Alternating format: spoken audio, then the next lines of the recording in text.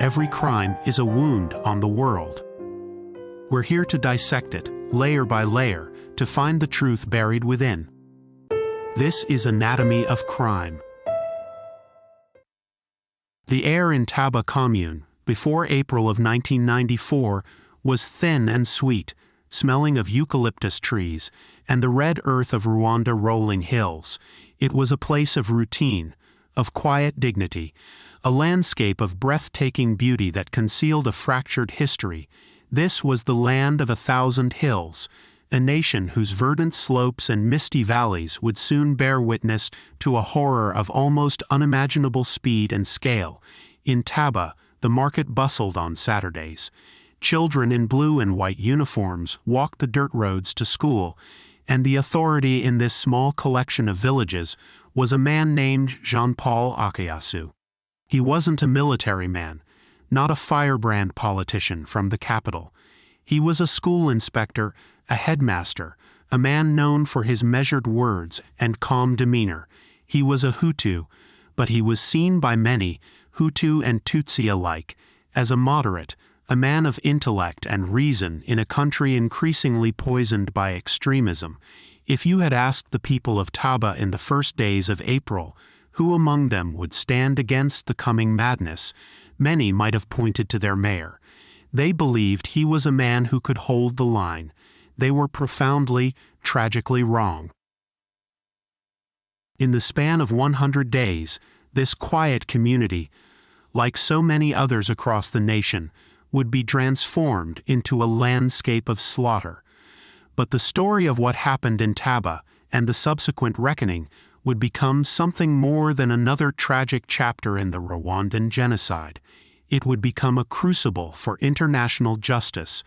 It would force the world to look deeper, past the machetes and the mass graves, into a more intimate, more insidious form of destruction.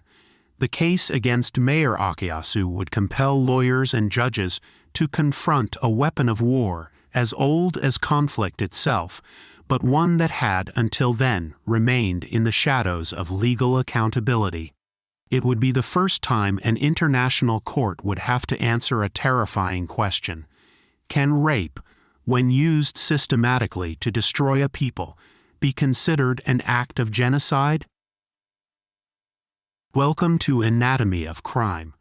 Today, we are not dissecting the mind of a serial killer or the forensics of a cold case.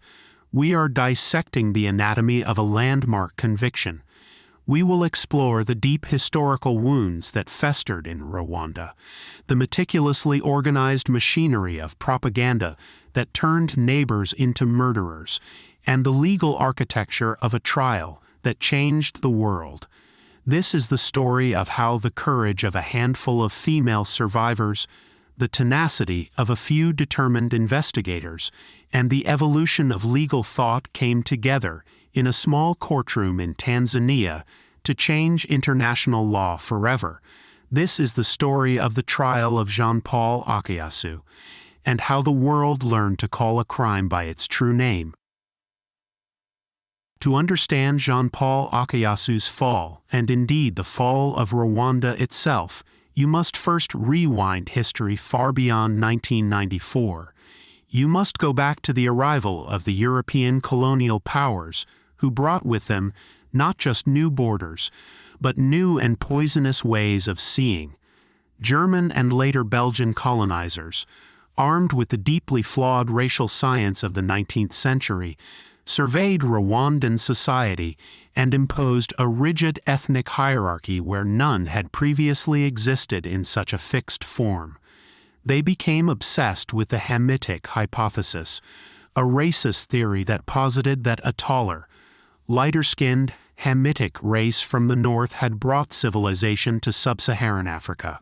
The Belgians applied this lens to Rwanda, identifying the Tutsi minority, who were often taller and had more aquiline features, as this superior foreign ruling class. The Hutu majority were designated as the indigenous, subservient Bantu people. This was a colonial fantasy, a dangerous fiction. Hutu and Tutsi spoke the same language, shared the same culture, and had intermarried for centuries. The lines were fluid, but the Belgians made them brutally concrete. In 1933, they conducted a census and issued ethnic identity cards, permanently engraving Hutu, Tutsi, or Twa onto the very soul of every Rwandan. They then systemically favored the Tutsi minority, granting them access to education, civil service jobs, and positions of power, while marginalizing the Hutu majority. This colonial policy created decades of deep-seated resentment. When the winds of independence began to blow across Africa, the Belgians abruptly switched their allegiance to the Hutu majority, framing it as a democratic correction. The so-called Social Revolution of 1959 was a violent upheaval where Hutu elites, with Belgian backing, seized power. It was accompanied by the first major anti-Tutsi pogroms, forcing hundreds of thousands of Tutsis to flee into exile in neighboring countries like Uganda and Burundi. This cycle of violence and exile defined the next 3 decades. The Hutu governments that ruled independent Rwanda fostered an ideology of victimhood and fear, constantly warning that the exiled Tutsis were plotting to return and reimpose their feudal rule. By 1990, those fears were realized, at least in the eyes of the government, when the Rwandan Patriotic Front, or RPF, an organized and disciplined rebel army composed largely of the children of those Tutsi exiles, invaded from Uganda, demanding the right to return home. The invasion sparked a brutal civil war that further polarized the nation. It was in this cauldron of war, fear, and historical resentment that the most extreme form of Hutu nationalism, Hutu power, was born. Hutu power was more than just a political movement. It was a genocidal ideology. Its proponents, a shadowy network of military hardliners and political elites centered around the president's wife, Agatha Habyarimana, argued that there could be no compromise with the RPF and, by extension, with any Tutsi. They saw the entire Tutsi population as a fifth column, a monolithic enemy that must be neutralized for the Hutu people to be safe. This ideology was disseminated with terrifying efficiency by a state-sponsored propaganda machine. The most infamous tool was the radio station RTLM. In a country with a high rate of illiteracy, but where nearly everyone owned a radio, RTLM's broadcasts were inescapable. It was a soundtrack of hate, mixing popular music with relentless incitement. Presenters like Georges Rougiou and Valerie Bemeriki used casual, colloquial language to dehumanize Tutsis, famously referring to them as inyenzi, or cockroaches.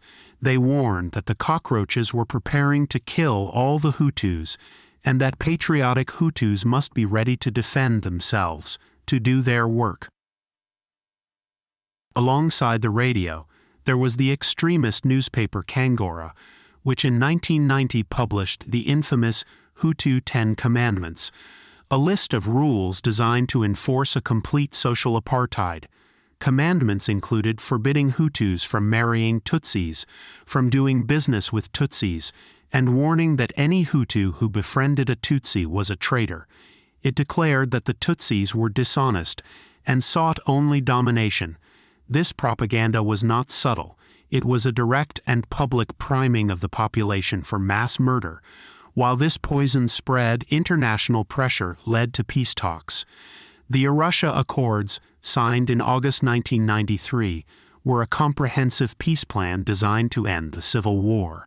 They called for a broad-based transitional government that would include the RPF, the integration of RPF soldiers into the national army, and the return of refugees. For the international community, it was a triumph of diplomacy. For Hutu power extremists, it was the ultimate betrayal. They saw the Arusha Accords as a surrender, a document that would hand power back to the hated Tutsis. They began to plan, arm and train the Interahamwe militia with a new sense of urgency. The final solution was being prepared in the shadows.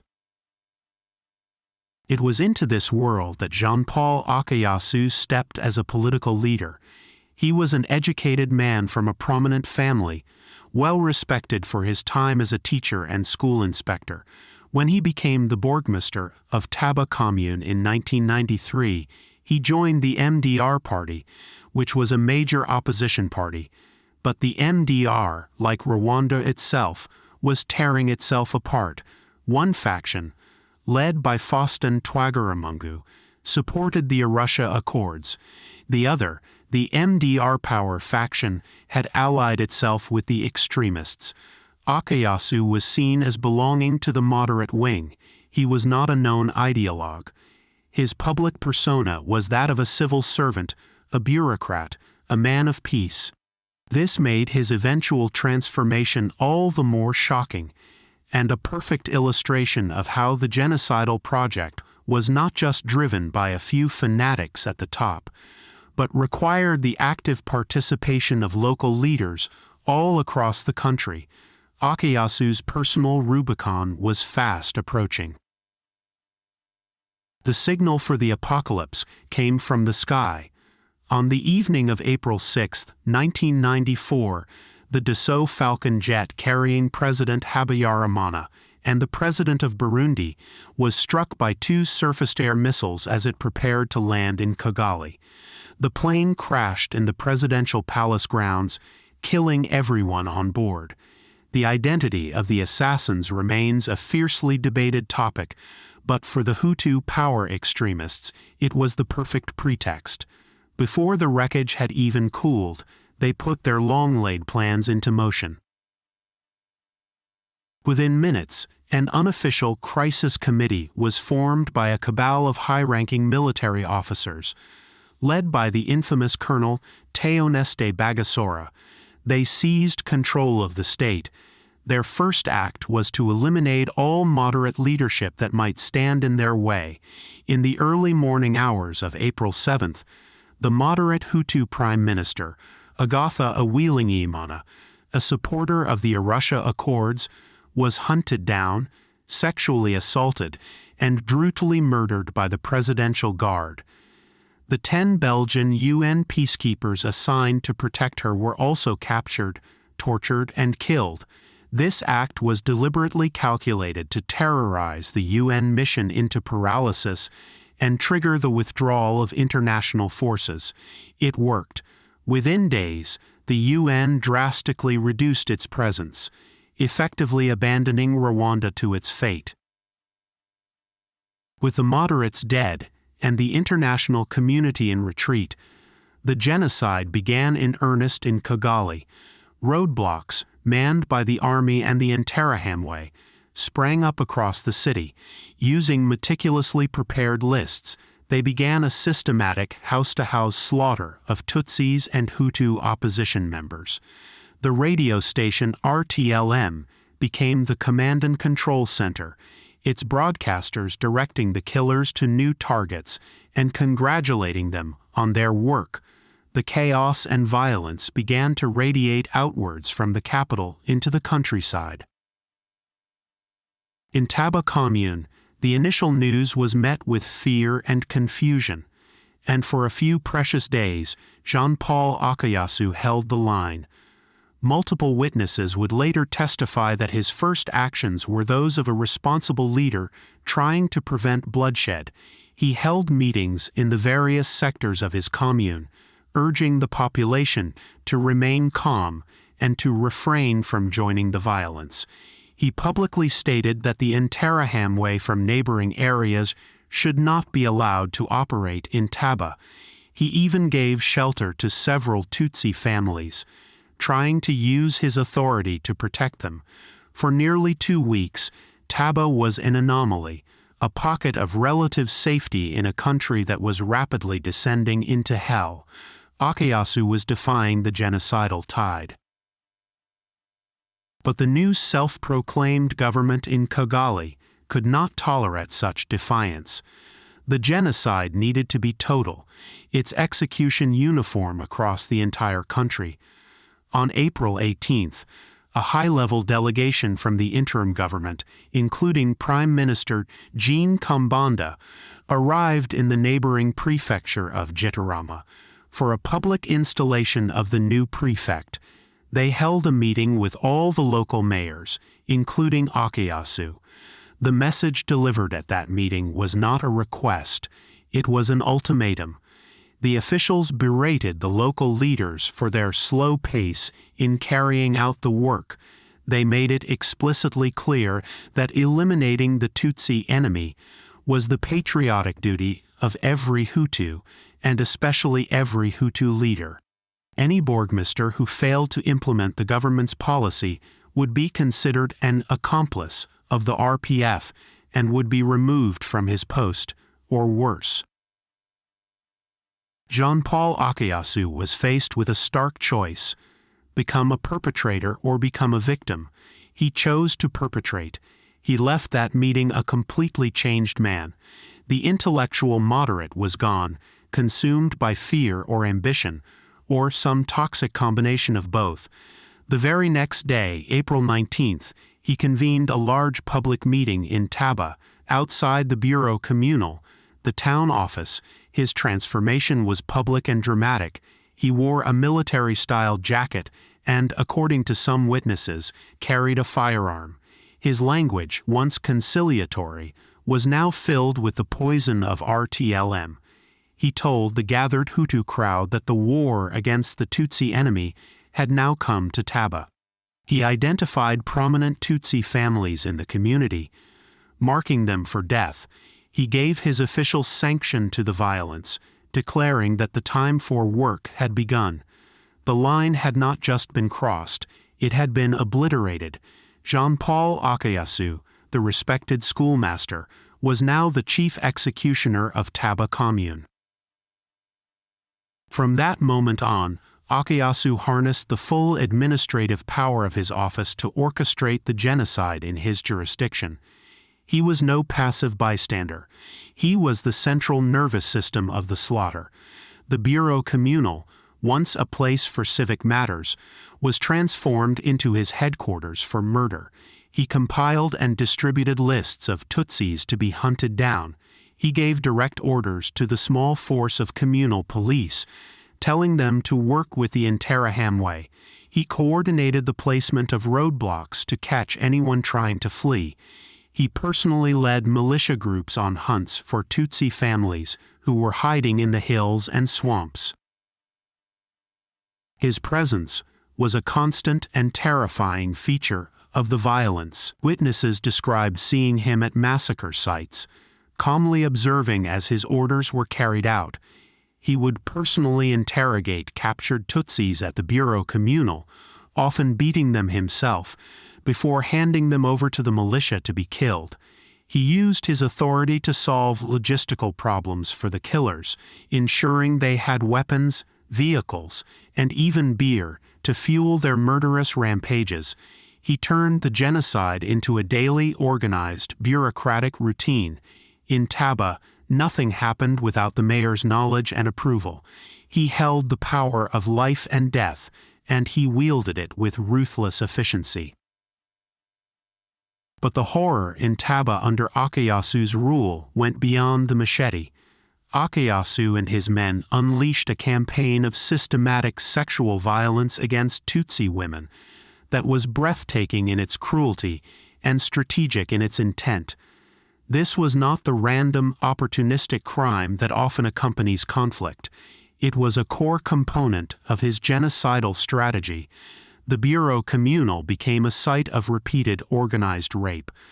Tutsi women were abducted from their homes and hiding places and brought to the office where they were held captive and subjected to gang rapes by the militiamen, often for days on end. Akayasu was not only aware of this, he actively encouraged it.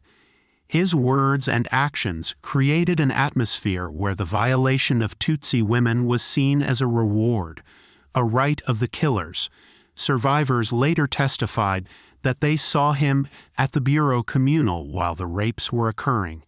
He told his men that Tutsi women were now available to them, using dehumanizing language to sanction their actions.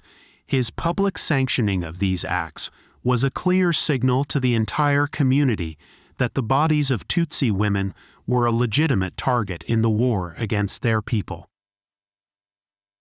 The intent was chillingly clear. The rapes were a tool of terror, designed to inflict maximum physical and psychological pain. They were often public, meant to humiliate the victim and shatter the morale and social cohesion of the Tutsi community. They were a method of torture. But more than that, they were a biological weapon. By raping Tutsi women, the perpetrators aimed to destroy the future of the group itself. A woman who survived was marked for life, often ostracized and infected with HIV. If she became pregnant, she would be forced to bear the child of her enemy, a constant, living reminder of her trauma, and, in the grotesque logic of the perpetrators, a dilution of the Tutsi bloodline. It was a strategy aimed at the complete and utter destruction of a people, in body, in spirit, and in their very lineage. For 100 days, Taba was this hell of Akeyasu's making. When the RPF finally liberated the area in July 1994, he fled, disappearing into the vast refugee camps in Zaire, hoping his crimes would be forgotten. In the genocide's aftermath, the world struggled to respond. The UN Security Council, shamed by its inaction, passed Resolution 955 in November 1994, establishing the International Criminal Tribunal for Rwanda, the ICTR. Based in Arusha, Tanzania, its mission was historic: to hold the leaders of the genocide accountable. The ICTR was an ambitious experiment in international justice, building on the precedent of the Nuremberg trials but facing unique challenges. It had to operate in a post-conflict zone, overcome immense logistical hurdles, and build cases for a crime, genocide, that had rarely been prosecuted.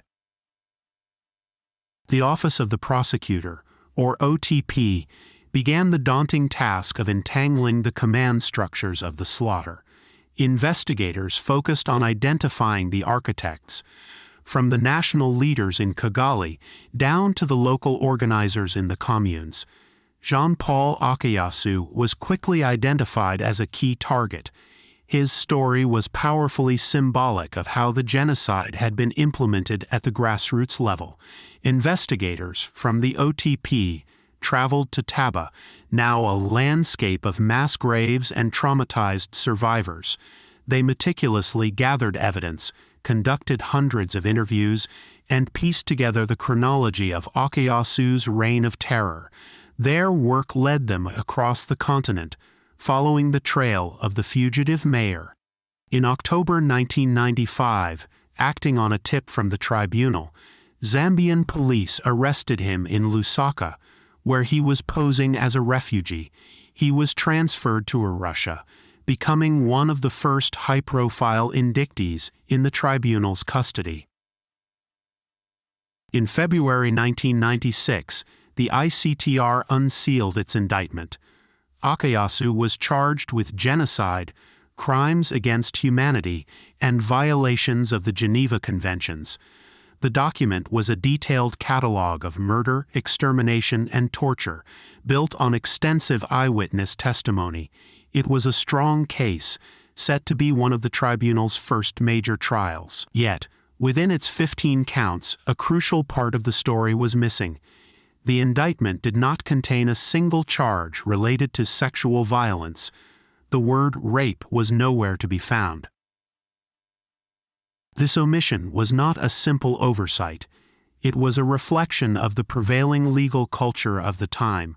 In the male-dominated world of international law, sexual violence in conflict was often treated as an unfortunate but inevitable byproduct of war, booty for the soldiers, rather than as a calculated weapon of war itself.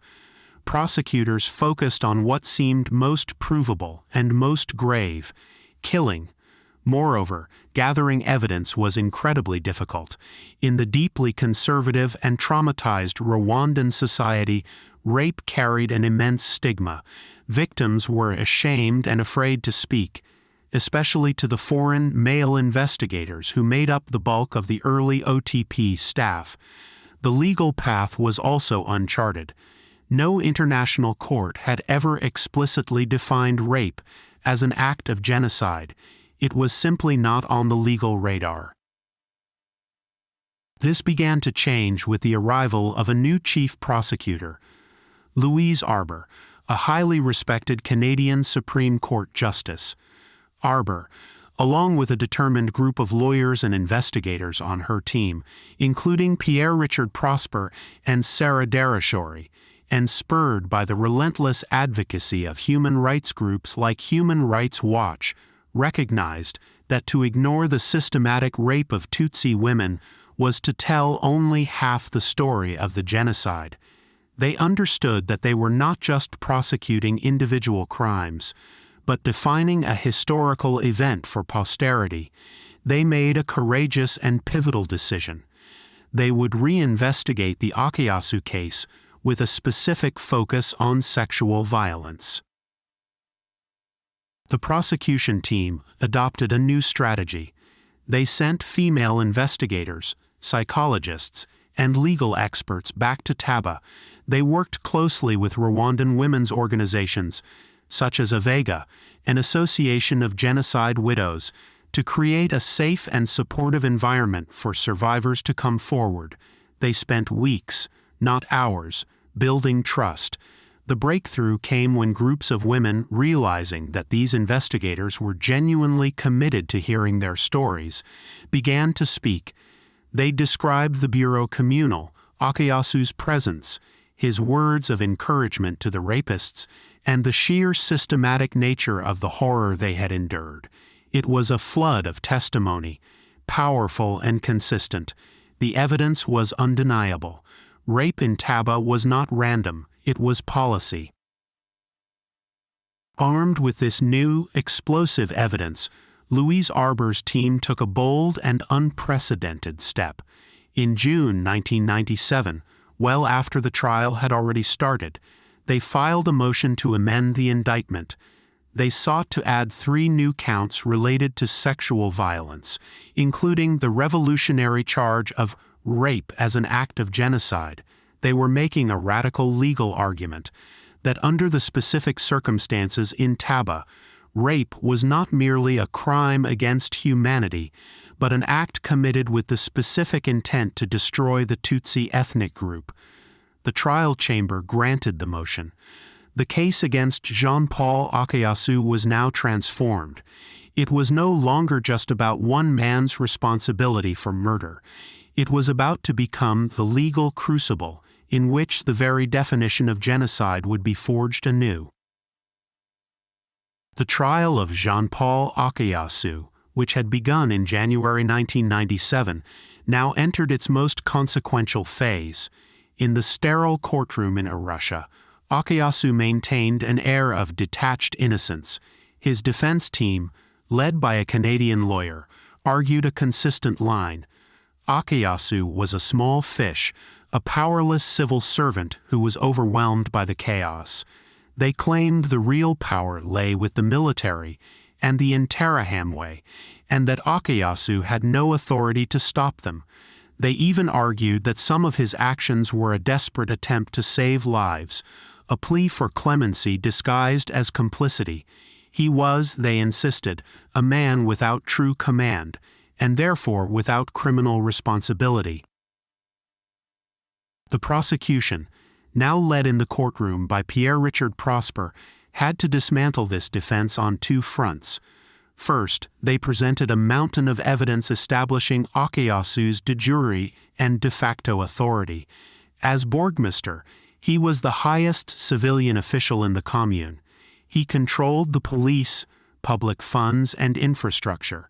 Witness after witness testified that Akayasu was not a puppet, but a puppeteer. They described his public speeches, his direct orders, his personal participation in interrogations. The prosecution painstakingly established the chain of command, proving that Akayasu was the absolute authority in Taba. Then, they turned to the new charges. The courtroom fell silent as the prosecution called a series of witnesses to testify about the sexual violence. To protect them, they were given pseudonyms: Witness JJ, Witness U, Witness NN, and testified from behind a curtain, their voices electronically disguised. What followed was some of the most difficult and courageous testimony ever heard in an international court. Witness JJ told the judges how she and other women were taken to the bureau communal. She described being raped repeatedly by militiamen as Akayasu watched. She recounted how Akayasu himself interrogated her while she was being violated, asking her if she knew where a particular Tutsi man was hiding. Her testimony directly placed Akayasu at the scene, not just as a passive observer, but as an active participant in the terror. Witness U described a list of Tutsi girls and women, including intellectuals, who were to be given to the soldiers. She testified that Akayasu himself had read out names from this list. Witness NN spoke of her desperate pleas to Akayasu to save her daughter, only to be dismissed with contempt. The women spoke of the public nature of the rapes, the taunts of the killers, and the clear message that they were being targeted not just as women, but as Tutsi women. The defense lawyers cross-examined them intensely, questioning their memories, suggesting their motives were political. But their testimonies, corroborated by numerous other accounts, were unshakable. They were laying the factual foundation for the prosecution's groundbreaking legal argument.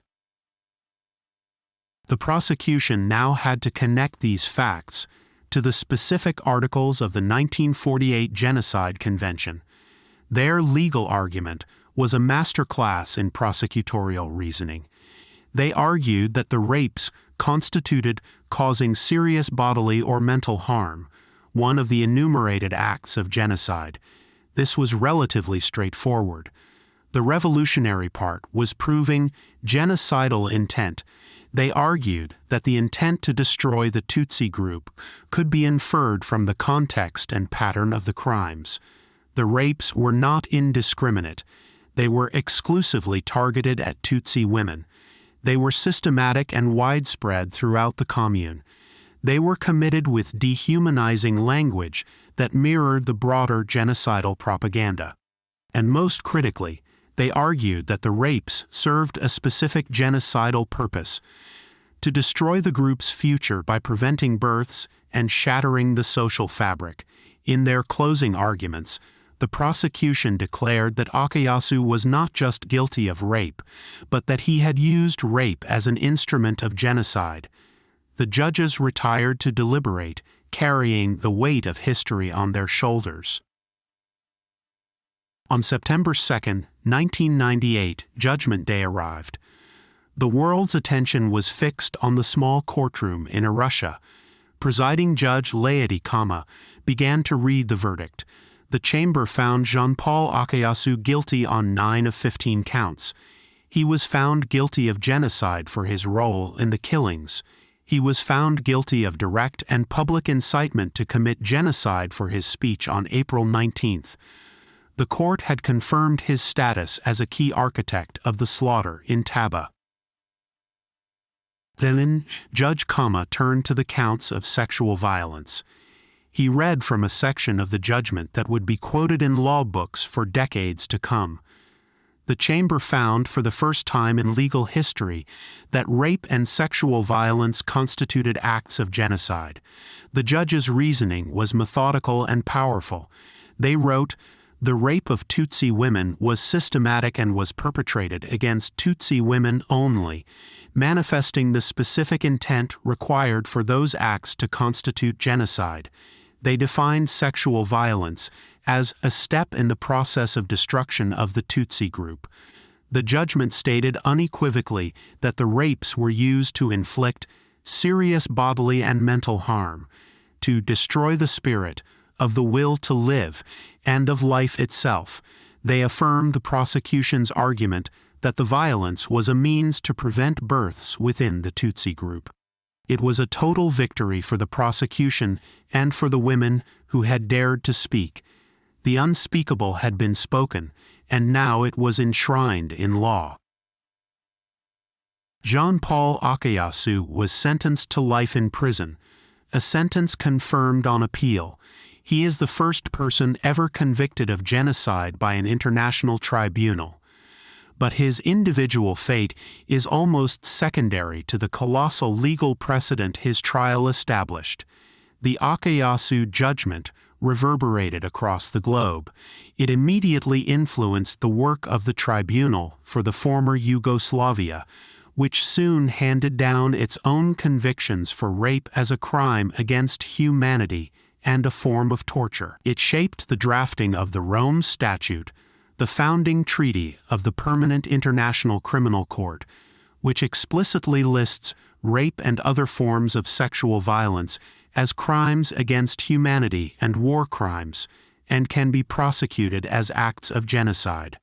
The verdict fundamentally altered the landscape of international justice, forcing investigators, prosecutors, and judges to treat sexual and gender-based violence not as a footnote to conflict, but as a central and prosecutable weapon of war. The anatomy of this case, therefore, is not the anatomy of a killer's mind, but the anatomy of a legal paradigm shift. It is a story about how law evolves.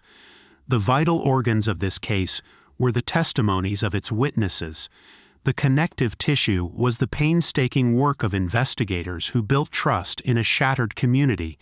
The nervous system was the team of prosecutors who saw a gap in the law and dared to fill it. They dissected the crime of genocide and found, at its heart, a calculated war on women. The conviction of Jean-Paul Akayasu was not just about punishing one man for his terrible crimes in a small Rwandan commune. It was about listening to the voices of women who had been systematically silenced, and in listening, forging a new and more profound understanding of justice itself. The schoolmaster from Taba who became a genocidaire will be remembered not only for the evil he unleashed, but for the landmark legal principle his evil unintentionally created.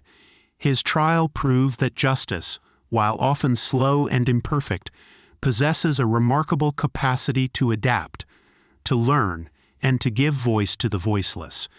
The verdict stands as a permanent declaration that humanity's conscience, codified in law, will no longer be blind to a crime as old as war itself.